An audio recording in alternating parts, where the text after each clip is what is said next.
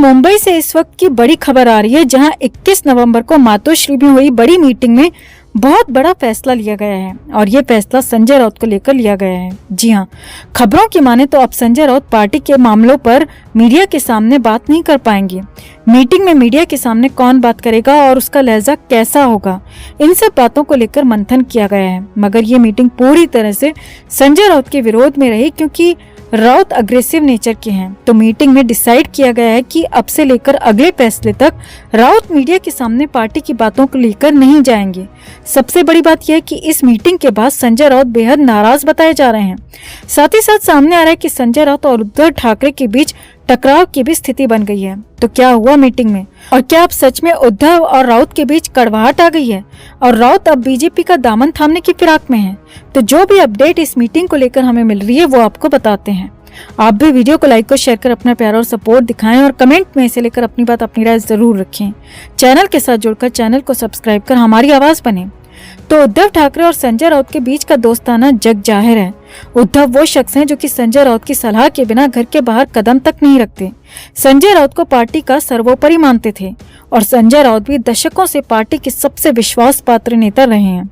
मगर अब दशकों की ये दोस्ती टूटती हुई नजर आ रही है। संजय राउत और उद्धव ठाकरे के बीच दूरी तो तब से ही आना शुरू हो गई थी जब से राउत को जेल हुई थी। फिर भी सब कुछ ठीक ठाक चलाने की कोशिश हो रही थी।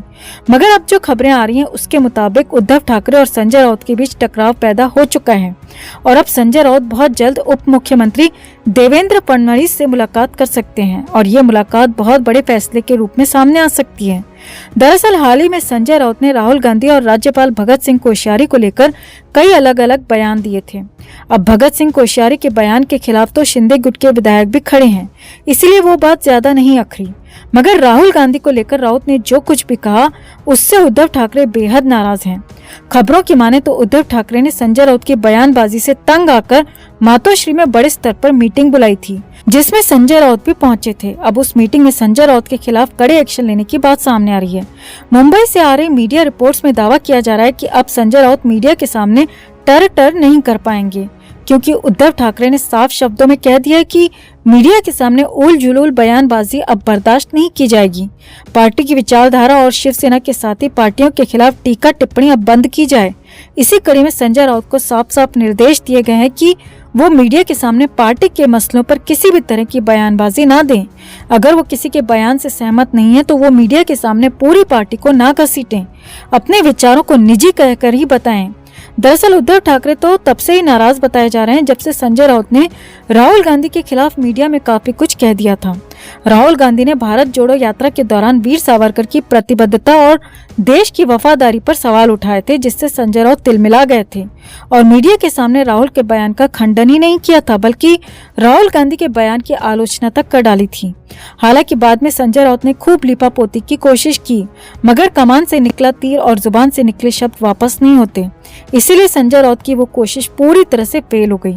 अब उद्धव ठाकरे ने मीटिंग में बड़ा फैसला लेते हुए संजय राउत को मीडिया के सामने पार्टी के मसलों पर बात रखने से साफ मना कर दिया है और मीडिया के लिए अलग से नया प्रभारी चुनने की बात भी सामने आ रही है, जिसका काम होगा कि वो नेताओं को मीडिया के सामने जाने से पहले बताए कि किस मसले पर क्या बोलना है और कितना बोलना है। तो कुल मिलाकर राहुल गांधी के खिलाफ जाने की सजा संजय राउत को भुगतनी पड़ रही है। अब बात यहीं खत्म नहीं हो रही। सूत्रों की माने तो पार्टी की मीटिंग के बाद संजय राउत खुद भी बेहद गुस्से में हैं। वो उद्धव ठाकरे के इस फैसले से बिल्कुल भी सहमत नहीं है और वो अपने राजनीतिक करियर के लिए अब बड़ा फैसला ले सकते हैं। खबरें आ रही हैं कि संजय राउत ने महाराष्ट्र के उप मुख्यमंत्री और बीजेपी नेता देवेंद्र फडणवीस से मिलने का समय मांगा है।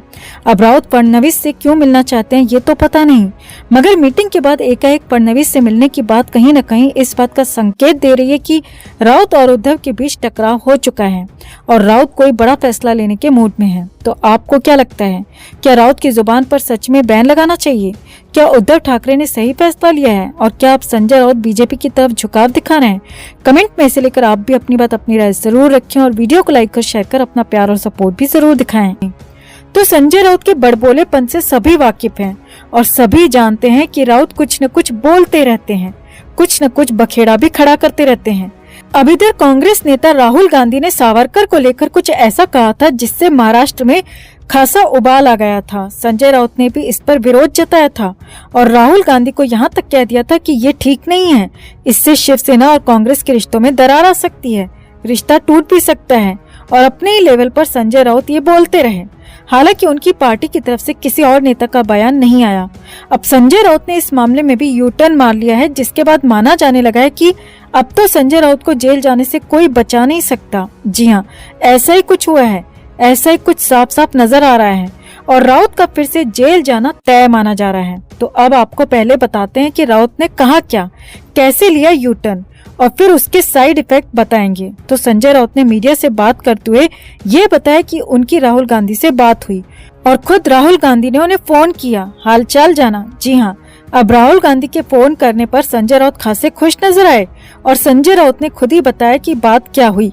संजय राउत ने कहा कि राहुल गांधी और हमारा लंबा साथ है और आगे भी लंबा साथ रहेगा, बीच में और बातें नहीं आनी चाहिए। और यही नहीं, संजय राउत ने कहा कि राहुल गांधी ने उनकी हेल्थ का भी हाल जाना, उनकी कंडीशन पूछी और पूछा कि वो कैसे हैं। अब राहुल गांधी से इतनी ही बात तो नहीं हुई होगी, इतनी बात पर तो संजय राउत इतने ऐसे खुश या ऐसे यू टर्न नहीं लेते, लेकिन हाँ, बहुत कुछ बातें अंदर खाने हुई होंगी जो कि संजय राउत ने बाहर नहीं बताई।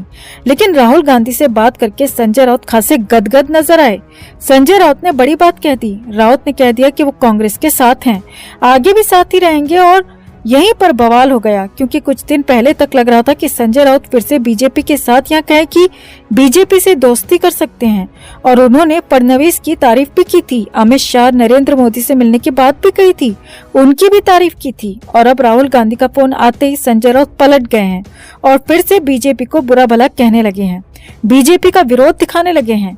अब जैसे कि राउत कहते रहे हैं कि उनको बीजेपी के विरोध में ही जेल जाना पड़ा, तो अब वो बीजेपी का ही एक बार फिर से विरोध करने लगे हैं। तो इसका आफ्टर इफेक्ट या कहें कि साइड इफेक्ट ये हो सकता है कि संजय राउत को फिर से सलाखें मिल सकती हैं। जी हाँ, संजय राउत को सलाखों के पीछे फिर से भेजा जा सकता है। अब यही सब कुछ सामने नजर आ रहा है, साफ साफ दिख भी रहा है। अब ऐसे में सवाल उठ रहा है कि आखिर ऐसा हुआ क्या? क्या ऐसा राहुल गांधी ने कह दिया कि अब संजय राउत को जेल का डर नहीं सता रहा, फिर से जेल जाने को वो तैयार दिख रहे हैं? और क्या ऐसा हो गया कि संजय राउत दोस्ती के लिए बलिदान देने को भी तैयार दिख रहे हैं? यहाँ पर साफ साफ यही दिखने लगा है। अब जो भी हो, संजय राउत के इस यू टर्न से महाराष्ट्र में खलबली है, नया उबाल है और एक बार फिर से कांग्रेस और शिवसेना साथ साथ नजर आ रहे हैं। और ये संजय राउत को झटका लग सकता है, फटका पड़ सकता है। इसका साइड इफेक्ट सबसे ज्यादा संजय राउत को ही झेलना पड़ सकता है, क्योंकि मामला फिलहाल उनका ही चल रहा है। तो आपका क्या मानना है? क्या राउत के इस यू टर्न से कांग्रेस का साथ देने से उनके लिए मुश्किलें बढ़ेंगी या फिर अब राउत को जेल भेजना बेहद मुश्किल होगा? आपका क्या मानना है? कमेंट में से लेकर आप भी अपनी बात, अपनी राय जरूर रखें और वीडियो को लाइक और शेयर कर अपना प्यार और सपोर्ट भी जरूर दिखाएं।